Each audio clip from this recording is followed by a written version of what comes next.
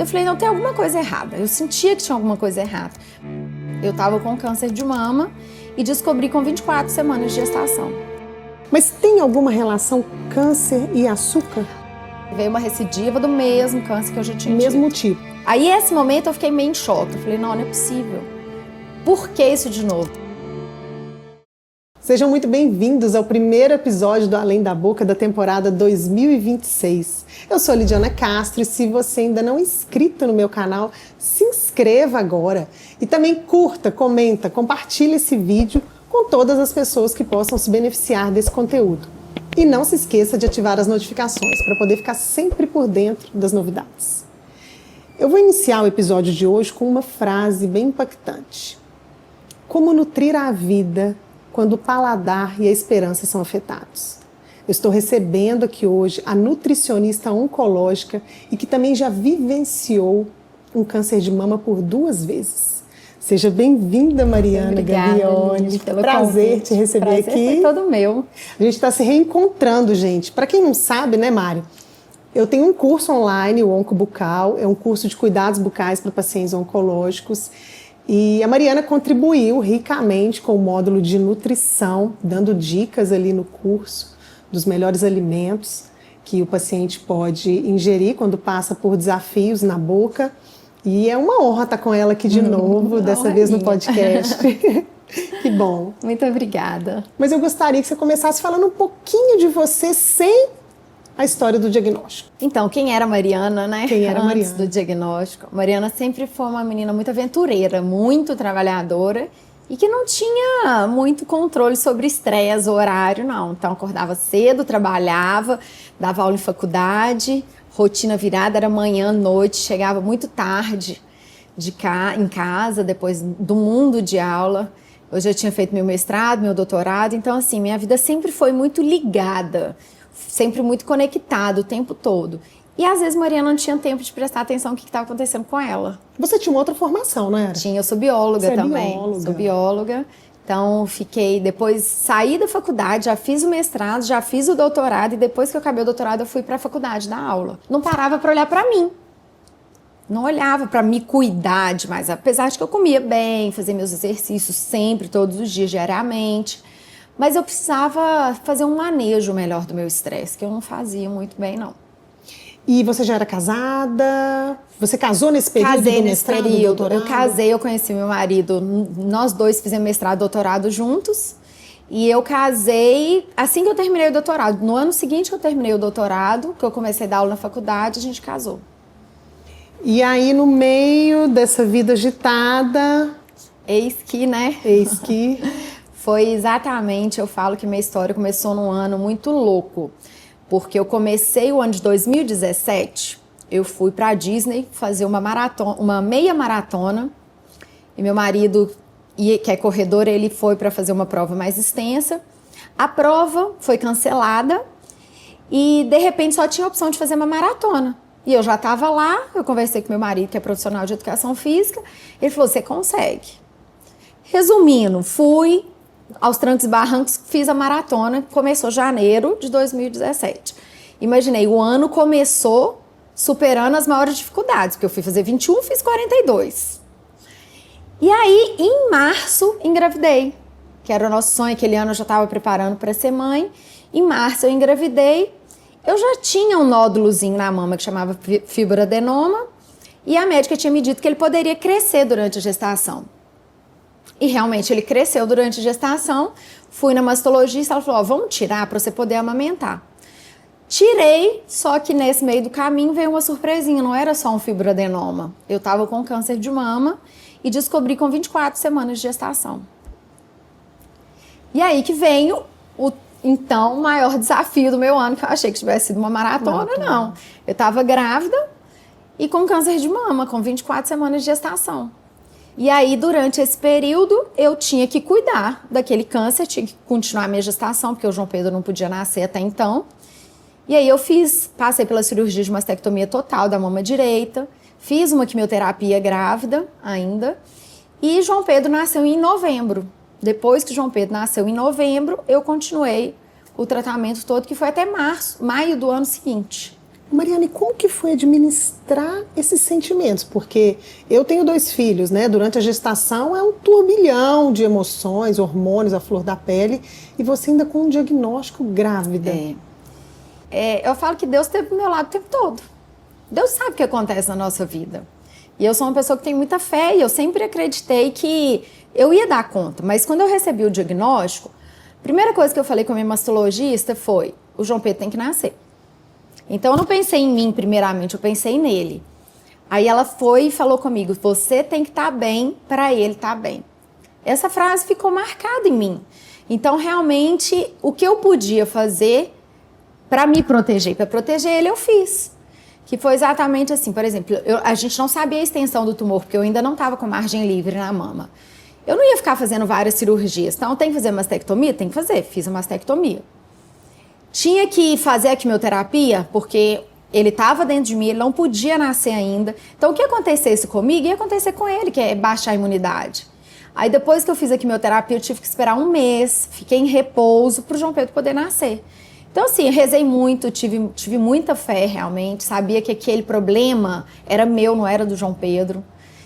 E, assim, se te falar assim, como que foi seu primeiro tratamento? Não sei muito bem te falar, porque eu fui mãe naquele momento.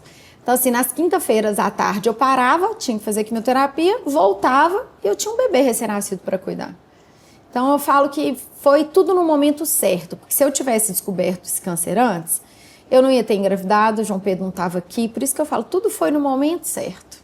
Não desesperei hora nenhuma, não desesperei, eu sou uma pessoa que eu consigo ter uma tranquilidade que eu não sei nem de onde vem, porque diante de uma situação dessa era para desesperar. E eu falei, não, vamos fazer o que tem que ser feito. E aí ele nasceu, você ainda teve que fazer mais químio? Como que foi? Eu fiz uma químio grávida dele, depois eu tive que fazer mais 15 químios. Que é o protocolo do câncer de mama, que na época que eu tive, então foram 4 vermelhas e 12 brancas. Eu tinha feito uma vermelha só. E depois eu tive que fazer o restante. Então ele nasceu, você conseguiu amamentar? Não pude amamentar. Não pôde então amamentar. Assim que ele nasceu, eu já tomei um inibidor de prolactina, né, que é o que faz produzir o leite, e não amamentei. E aí você foi viver a jornada, né? Aí que você foi viver a jornada, que você estava vivendo a maternidade. Isso. Aí você foi viver a jornada. Aí fui viver a jornada. E assim, é isso que eu te falei. Não sei o que foi mistura de puerpério, não sei o que foi o câncer, não sei o que foi efeito colateral da químio ou se foi pós-gravidez. Então foi uma mistura de emoções e sentimentos. Foi tudo junto. Tudo junto. E quando que foi a virada de chave para você se abrir para uma nova graduação? O que te tocou aí dentro? Então, da bióloga? A bióloga dava aula no curso de nutrição e de educação física. E eu vi que ambas as áreas, tanto a nutrição quanto a educação física, fizeram completamente diferença no meu tratamento. Eu já tinha meu marido, profissional de educação física, ele, assim, é um santo de casa que fez milagre, realmente. Ele trabalhou com isso. E eu dando aula no curso de nutrição, eu fiquei próxima de uma nutricionista oncológica, que ela chama Alice Pink, que eu falo assim, que é meu braço direito, esquerdo, que me empurrou para frente. E ela me ajudou demais, eu vi o tanto que fez diferença. E ao mesmo tempo eu dava aula no curso de nutrição e eu ficava encantada, eu sempre fui encantada com a nutrição. E aí eu vi que aquele momento era o momento de eu mudar a minha vida, que eu não podia continuar com a vida que eu tinha antes. Dando aula enlouquecidamente. E dar aula é isso.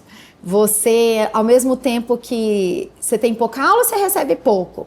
Você dá muita aula, você recebe muito. Então você fica naquele bolo. E eu amo dar aula. Eu sou uma pessoa assim que eu adoro dar aula. Hoje em dia eu ainda dou um pouco de aula.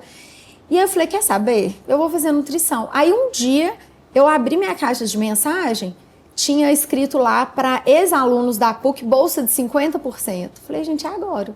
Agora. É agora. Me matriculei, meu marido super me apoiou. Aí eu comecei exatamente no início de 2020. Aí veio a pandemia. Mas eu não parei o curso, continuei fazendo o curso. Eu queria fazer o curso em menos tempo, né? Porque eu já tinha formação de biologia, consegui eliminar muita matéria. Mas acabou que eu falei, tudo no tempo certo. Fiz o curso de nutrição em 4 anos direitinho. E eu amo a nutrição. Eu acho que a nutrição, assim, é uma peça fundamental durante o tratamento oncológico. Foi um impulso na sua vida, Foi. Né? E você estava em remissão nessa época? Estava em remissão. Da faculdade? Estava. Comecei a nutrição em remissão. E aí, no meio dela, veio assim, na tábua da beirada, uns 45 do segundo tempo, quando eu ia completar os 5 anos de remissão, veio eu falo, a gente tem muito sexto sentido. Eu senti que o meu mamilo, da mesma mama, começou a ficar duro e dolorido. Achei inicialmente que pudesse ser um processo inflamatório, porque eu faço natação, um dia eu fui vestir o maiô, bateu, eu senti tanta dor que eu quase desmaiei de dor. E eu falei, não, tem alguma coisa errada. Eu sentia que tinha alguma coisa errada. Mas fiz ultrassom, não deu. Fiz mamografia, não deu.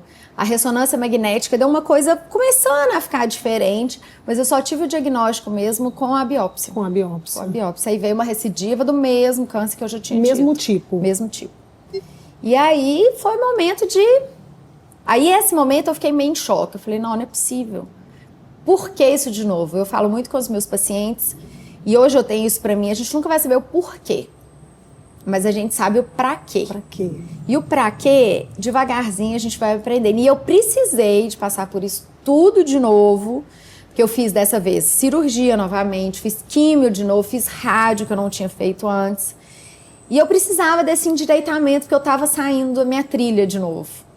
E hoje eu falo assim, passar pelo câncer não é fácil, mas eu nunca questionei por que eu tinha tido, nunca achei ruim. O câncer, ter passado pelo câncer fez a minha vida endireitar. E hoje eu sou quem sou por tudo que eu passei. Porque se eu não tivesse passado, eu não sei onde a Mariana estaria hoje.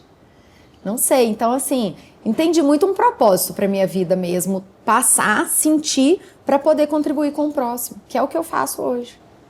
Quando você fala que a recidiva veio num momento em que a sua vida estava saindo do trilho novamente, seria exatamente o quê? Você estava atropelando as coisas, na correria? Estava começando a acelerar de novo. Eu entrei na nutrição. Eu entrei na nutrição já com foco de nutrição oncológica, e ela estava me desvirtuando. Eu não estava indo para nutrição oncológica. Olha. Eu estava começando a ir um pouco para a área de esportiva, de estética. E eu senti um pacha, volta aqui. Volta pro eixo. Volta aqui. Aí veio isso de novo. Aí eu já estava mais da metade do curso, então eu apliquei em mim novamente. Então aquilo que eu já estudava, eu consegui aplicar em mim. E aí eu, acalma, sua vida não tem que ser acelerada desse jeito, é um passo de cada vez. E foi indo. E o tratamento foi muito mais tranquilo. Você levou melhor a mente? Como é que ficou a mente? Então, a mente ficou com raiva dela.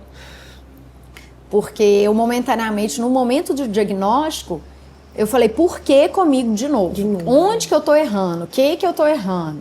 E não é sobre isso, sabe? Eu falo isso com os meus pacientes, eu falo isso comigo, eu consegui enxergar, não se culpar pelo diagnóstico, porque a gente não tem culpa. Não. A culpa não é nossa, entendeu? Tem coisas que se fazem na vida que podem encaminhar para o desenvolvimento de um câncer? Tem, com certeza. Mas a gente não tem que se culpar disso. Viu que deu aquilo, tá com aquela situação, vamos caminhar dali pra frente. O que fez para trás passou, vamos fazer o melhor daqui pra frente. E é o que eu faço por mim. Eu falo, hoje eu tenho minha mente completamente tranquila. Eu faço hoje o melhor que eu posso por mim. Se eu vou ter uma recidiva de novo, se eu não vou, se eu vou viver a vida inteira assim, bem do jeito que eu tô hoje, só Deus sabe, mas o que eu posso fazer por mim, eu faço. E é interessante você falar isso, porque recentemente eu entrevistei uma paciente jovem que tem um câncer metastático e diz ela que a única coisa que ela vira para os médicos e fala, qual que é a minha parte que eu tenho que fazer?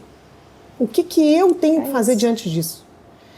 Ela fala com muita sabedoria que ela não se questiona também, porque muitas vezes alguém chega, né, Mari? Você tem amargura no coração? Né? Você não perdoou alguém? O que você traz aí dentro que a vida está fazendo isso com você? Gente, não é por aí, né? E é exatamente o que você faz com isso. Exatamente. O que vai ser o dia seguinte do seu diagnóstico? Dia seguinte? Eu falo, se você não sabe e não consegue ressignificar a sua vida a partir de um diagnóstico de câncer, você não aprendeu o pra quê que ele está ali na sua vida. Exato. Não é fácil, não. Não é fácil, não é de um dia para o outro, não é de um mês para o outro, às vezes leva tempo. Eu muitas coisas ainda estou entendendo, tô tendo que entender. Mas o caminho certo, eu acho que eu já estou indo nele. E é bonito isso de você se acolher. Eu tô no processo, você não se cobra de que, eu já tinha que entender, Não. porque eu já passei por 2 vezes. Não, é um processo. Por isso que eu falo que eu não sou ex-paciente oncológico. Eu acho que uma vez paciente oncológico, o resto da vida você vai ser. Você tem que ter seus cuidados. Você pode não estar em tratamento mais, mas você já foi um paciente oncológico naquele momento. Muitas das vezes, paciente, ainda mais assim, eu sou paciente oncológico, então eu tô com paciente antes de começar o tratamento, durante o tratamento. Alguns querem continuar comigo depois do tratamento. Tem outros que acabam o tratamento e falam assim, não quero ouvir nunca mais falar com nada que estava relacionado ao câncer. E some, e realmente some. Tem gente que não quer passar na porta de onde fez o tratamento. Então tem disso, então é de cada um. Tem gente que entende o câncer como um sofrimento gigantesco. Tem gente que entende que o câncer é uma mudança. Às vezes você precisa dizer, por que uma pessoa de 70 anos está passando por câncer, uma criança? Não dá pra gente saber. Não dá pra gente saber, não é por aí. Não é por aí. E hoje você lida com esses pacientes de perto, então você lida com as angústias, né? Em algum momento ali durante o tratamento te remete a lembranças suas e você fica ali pensando, lembrando? Eu seria mentirosa se eu falasse que não, né? Porque assim, eu tive 2 situações de pacientes que mexeram muito comigo, porque foi o mesmo tipo de câncer que eu tive. Uma foi grávida também, então ela descobriu bem no início da gestação. E a outra, o prognóstico dela foi só piorando, e deu metástase, a situação não ficou boa. Então eu falei, nossa, eu tô nessa, fui assim, tava grávida também, a outra o mesmo diagnóstico, mas cada um é cada um. Cada câncer é único, cada pessoa é única.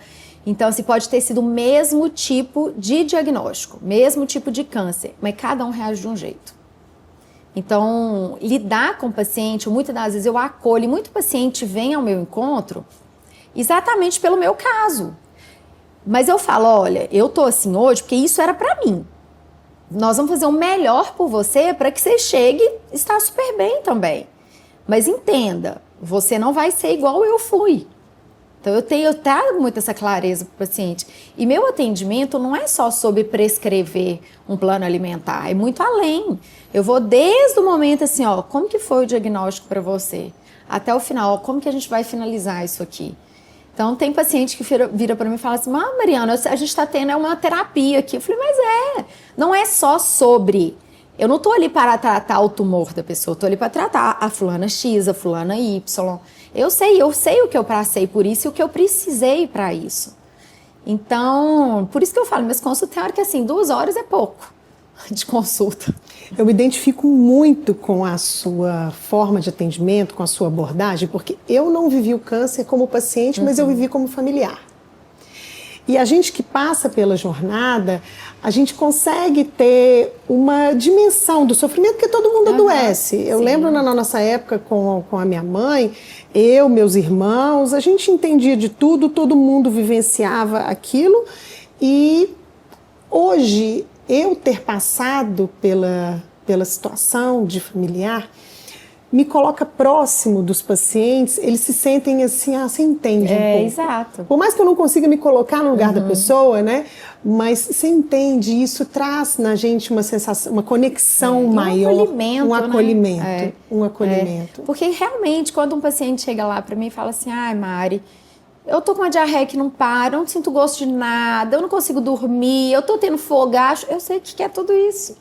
Então é mais fácil você acolher do que assim, eu não esqueço da pediatra do meu filho uma vez, quando o meu filho nasceu, ela não tinha filho. Aí depois que o João Pedro nasceu, logo em seguida ela teve filho, ela falou, Mariana, mudou totalmente minha visão do que é ser pediatra.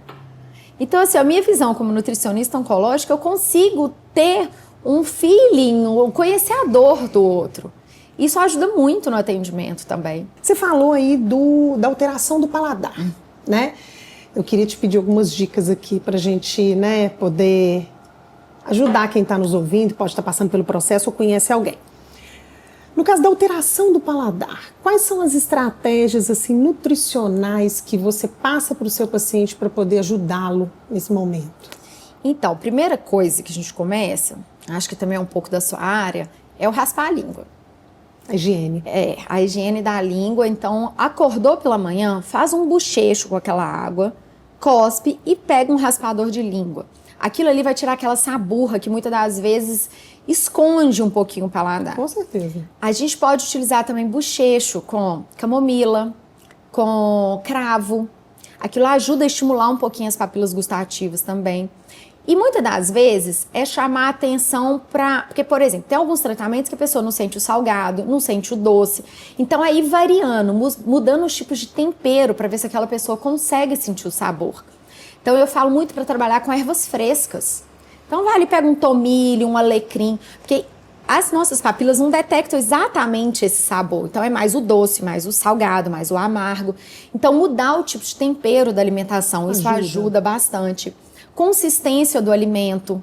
Então, é importante mudar a temperatura do alimento. Então, ir mudando, fazendo algumas mudanças para que aquele paciente consiga sentir um pouquinho do sabor. Olha a importância do acompanhamento, né? Porque na rotina, o médico não consegue orientar isso tudo, gente. Não consegue. Ele não dá conta. E nem é do conhecimento dele, né? Eu gosto de reforçar da importância do acompanhamento multiprofissional do paciente oncológico, que é adoecido em todas as suas dimensões e vai ter tantas reações adversas do tratamento. Você consegue ajudar com apoio nutricional, eu com orientação dos cuidados bucais, o educador físico com o suporte ao exercício. Então, olha aí a importância que, se ele ficar lá no mundinho dele, ele não vai saber que uma mudança na forma de fazer ali o alimento pode ajudar ele a comer melhor, se sentir melhor, mais fortalecido. Esse conhecimento, ele é essencial e assim, cabe a nós mesmo fazer essa divulgação da importância de cada um na sua área. Fisioterapia, enfermagem, psicologia, odontologia, nutrição, o profissional de educação física, isso tudo é importante. Eu não trabalho sem eles. Tem momentos, na clínica que eu trabalho, tem momentos que o paciente chega, eu chamo a psicóloga para atender junto comigo. Porque não é um trabalho sozinho, eu preciso dela para muitas vezes, porque assim, será que o paciente não quer comer? Será que é alguma coisa emocional? Ou será que realmente algum efeito do tratamento? Porque hoje a gente tem a diversidade, não é só a quimioterapia, hoje a imunoterapia está muito em alta. Né? Então a imunoterapia traz várias mudanças também, então essa interdisciplinaridade ela é extremamente importante. E cada paciente é único, né, Mari? A gente está falando aqui da alteração do paladar, não necessariamente toda quimioterapia causa. Isso. E nem toda que causa vai causar em todo mundo, porque o paciente é muito individual. Às vezes o paciente ele está no protocolo quimioterápico que tem como reação adversa e nele não vai acontecer, devido a essa individualidade. E você falou um pouco do paladar, eu queria falar sobre mitos e verdades. Tanta coisa que a gente ouve. Mas vamos começar pelo açúcar? Vamos. Açúcar e câncer. Primeira coisa, é impressionante isso. A pessoa teve o diagnóstico de câncer, é quase que unânime isso. Onde que a pessoa vai cortar? Comida. Não, é a comida que está fazendo mal, é a comida que deu o câncer. Se eu comer o açúcar vai alimentar o câncer. Opa, não é assim. Vamos falar assim, existem açúcares e açúcares. Se a gente pegar um açúcar natural, fruta tem açúcar, verdura e legume tem açúcar. Então vamos falar assim, açúcar processado, aquele açúcar refinado, aquele açúcar branco, que coloca em excesso de doce, um biscoito, e sim, isso aí pode ser maléfico. Então começa aí. Agora, a pessoa tem que cortar açúcar da vida? Não, gente, não é cortando as coisas da vida. É adaptando. Então hoje, especificamente, tem um aniversário, eu estou em tratamento, mas hoje tem um aniversário, tem um docinho ali, não vai ser aquele docinho que vai fazer mal para sua vida. Seja ponderado, vou ali comer um docinho. Agora, se você colocar um brigadeiro, um doce de leite todos os dias depois do almoço, aí sim, aí a situação começa a complicar. Para todo mundo, Para todo mundo, exatamente. Mas tem alguma relação câncer e açúcar? O que acontece? O câncer, a célula tumoral, ela é muito esperta. Então, realmente, a glicose, que vem do açúcar, é a principal fonte de alimentação. É a mais rápida que chega no tumor. Mas, se você tirar o açúcar, ela vai começar a pegar outras vias de alimentação. Vamos pensar numa coisa assim. O que é mais fácil ir para o aeroporto? Eu posso ir de carro, eu posso ir de ônibus, eu posso ir de bicicleta. De carro você não chega mais fácil? Chega, é o açúcar. Se você tirar o carro, nós podemos ir de ônibus, você vai chegar lá também. Tirou a proteína ou tirou a gordura, A gente pode ir de outra forma, de bicicleta a gente chega muito mais lento, mas a gente vai chegar lá. Então é como se o açúcar acelerasse o processo. Ele é o mais rápido para entregar para o tumor. Porque o tumor, ele depende de muita energia para se replicar.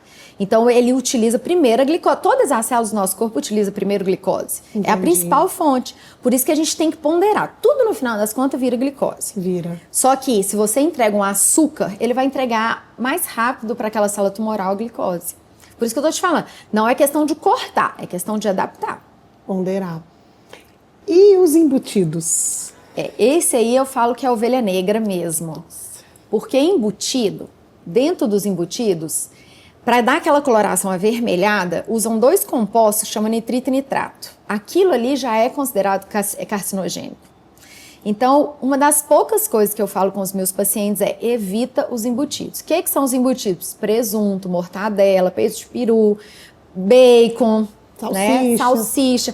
Todos esses você vê que tem aquela cor avermelhada. Então é por causa do nitrito e do nitrato. Exatamente. E outra coisa também que não é muito recomendado é os defumados. Porque aquele processo de defumação, ele vai mudando a estrutura. Vai gerando substâncias que são tóxicas para o nosso corpo. Então, assim, não posso comer churrasco? Pode, mas você precisa comer churrasco todos os dias? Você precisa daquela fumaça ali todos os dias? Você precisa de ficar comprando sempre uma carne que esteja defumada? Não precisa. Carne vermelha, você falou aí do churrasco? A carne vermelha também fica a carne vermelha é sempre polêmica, né? Igual o açúcar, é sempre polêmica. Por quê? Fala assim, a carne vermelha causa câncer. Não, a carne vermelha não causa câncer, tá? Pessoas que estão passando por câncer gastrointestinal, principalmente intestino, tem que ter um controle maior com carne vermelha. Mas a questão da carne vermelha é o modo de preparo, tá? E a quantidade. Então a gente precisa comer carne. Vou falar, precisa sim. A gente tem que ter uma quantidade de proteína que a gente coloca para dentro do nosso corpo. E a melhor qualidade proteica que a gente tem é da carne.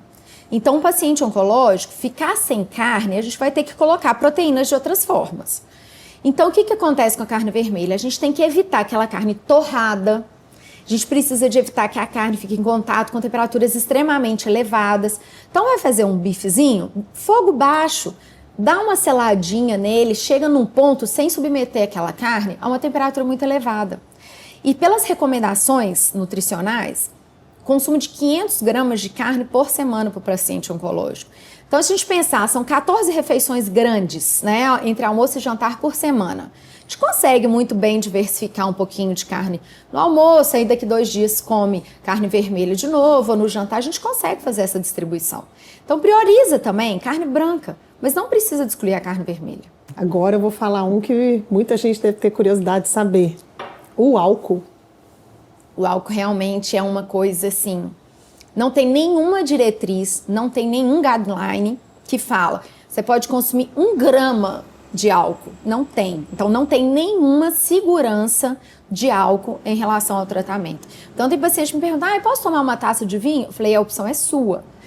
Tá? Não, eu não recomendo uma taça de vinho, não recomendo um copo de cerveja. Mas, ao mesmo tempo, Lidiana, eu falo uma coisa, a gente tem nossa vida. A gente tem o social também. Então, assim, não tem recomendação, mas a gente não tem que deixar de viver. Muitas das vezes eu recomendo que o paciente faça a troca, porque hoje o que tem de bebida alcoólica sem álcool, né, os drinks sem álcool, cerveja sem álcool, espumante sem álcool, tenta ir fazendo essa transição, porque tem gente que não dá conta de ficar sem.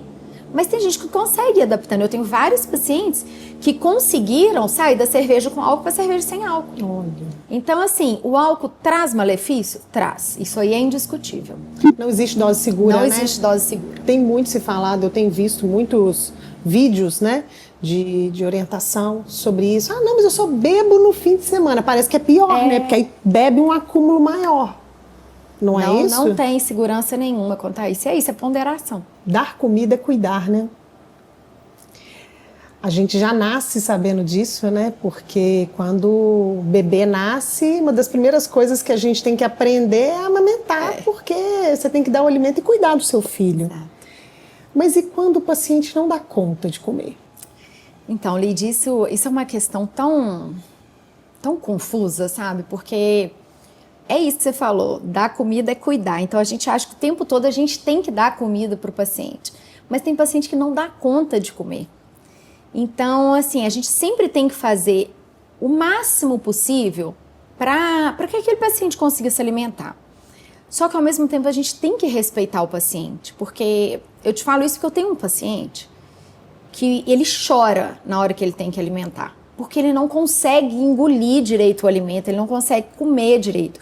Tá com a deglutição ok, musculatura tá ok, mas ele tá preso, tá embarreirado para conseguir realmente comer. Ele não tem apetite? Como é que Ele não tem apetite. E tem determinadas pessoas que o metabolismo do câncer gasta tanta energia do paciente que às vezes ele não quer comer.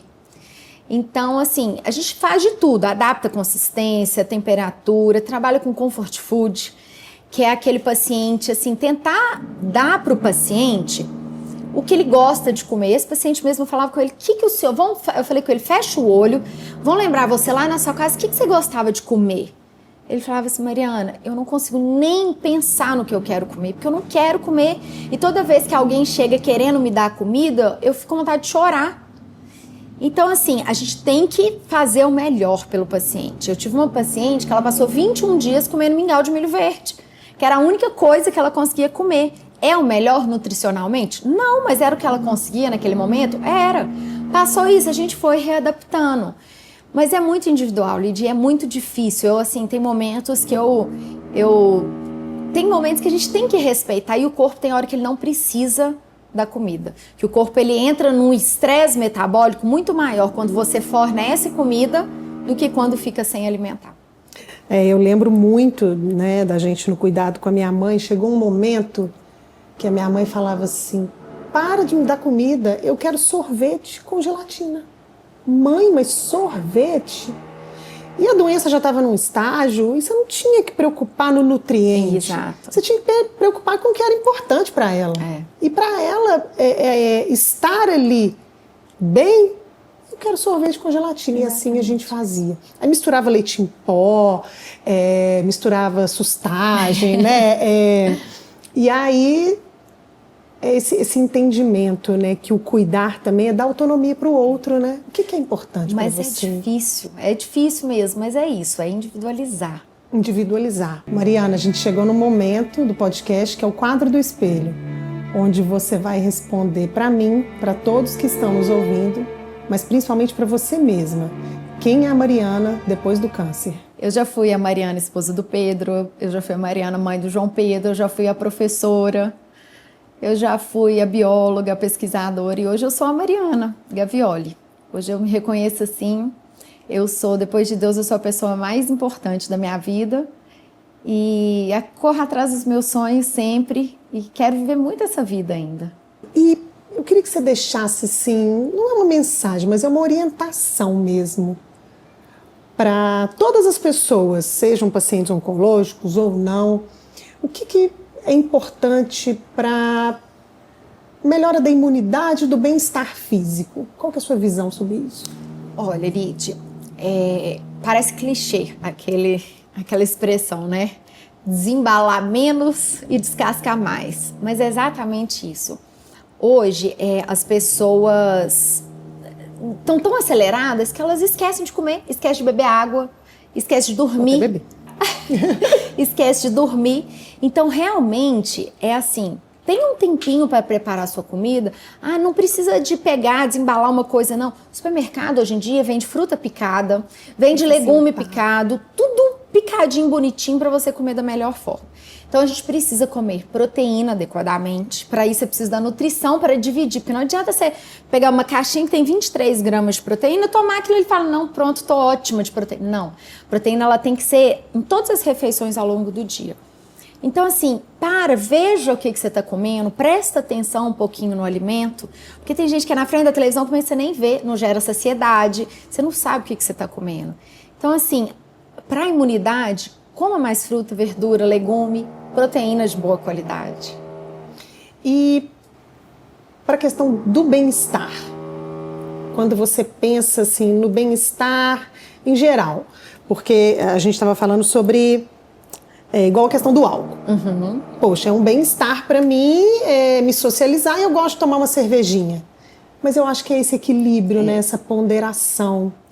saiba fazer boas escolhas, porque onde você vai hoje em dia, você consegue fazer uma boa escolha. Você vai num bar, tem carne pra você comer, você pode pedir uma carne na chapazinha gostosa. Se você pedir a batata frita junto, pede uns legumes cozidos, salteado ali na manteiga. Então é saber fazer boas escolhas. Se você hoje sabe que você vai sair, vai beber, faça uma alimentação boa previamente, que aquilo ali até dilui um pouquinho o álcool.